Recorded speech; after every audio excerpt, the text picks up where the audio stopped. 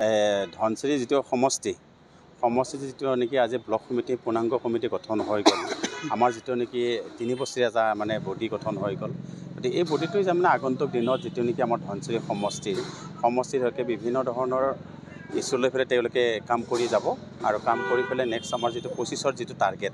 আমাৰ যিটো 25ৰ যিটো পৰিষদীয় নিৰ্বাচন এই পৰিষদীয় নিৰ্বাচনৰ যাতে আমি এই সিটটো আমি উদ্ধাৰ কৰিব পাৰোঁ তাৰ কাৰণে আমি আজি ইয়াত কিছু পলিচি লৈ পেলাই আমি অলপ কিছু কথা পাতিছোঁ বা আমাৰ যিখিনি দলীয় কৰ্মী সেইখিনিক লৈ পেলাই আমি আজি এটা মানে মিটিং পাতিছোঁ যেহেতু ধনচিৰি সমষ্টিখন আমি বিৰোধী থকা বুলি আমি ভবা নাই আজি তাৰিখত কাৰণ বিৰোধী আমাৰ যিটো তেওঁলোকৰ ভেটিটো ইতিমধ্যে তেওঁলোকে মানে চুৰমাৰ হৈ গৈছে আজি প্ৰত্যেকবাৰ নিশ্চয় পাৰিম আমি ধনচিৰি সমষ্টি হিচাপে আমি 25ত নিশ্চয় আমাৰ এই সমষ্টিটো আমি উদ্ধাৰ কৰিমেই আৰু ৰাইজে এতিয়া স্বতঃস্ফূৰ্তভাৱে আমাৰ ইউপিপিএল দলত আজিৰ তাৰিখত ওলাই আহিছে আৰু যিখিনি নেকি আমাৰ BTRৰ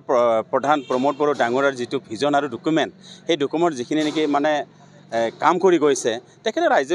সকলোৱে সন্তুষ্ট আৰু এইখিনি আমাৰ দৃঢ় বিশ্বাস আমি এই সমষ্টিটো নিশ্চয় আমি 25ত উদ্ধাৰ কৰিব পাৰিম আমাৰ ধনচিৰি সমষ্টিত আমাৰ ৰতেন ডাঙৰীয়া সভাপতি হিচাপে আমাৰ নিৰ্বাচিত কৰাইছে আমাৰ যোৱাবাৰ তেখেতে ডিষ্ট্ৰিক্টৰ আমাৰ জেনেৰেল ছেক্ৰেটাৰী আছিলে এডমিনিষ্ট্ৰেটিভৰ কিন্তু এইবাৰ তেখেতক যিহেতু এটা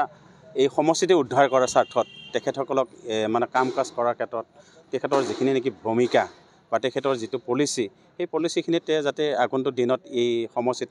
মানে কাম কৰিব পৰাৰ কাৰণে মানে এটা ভাল এটা সভাপতি আমি পাওঁ বুলি ধৰি ল'ব লাগিব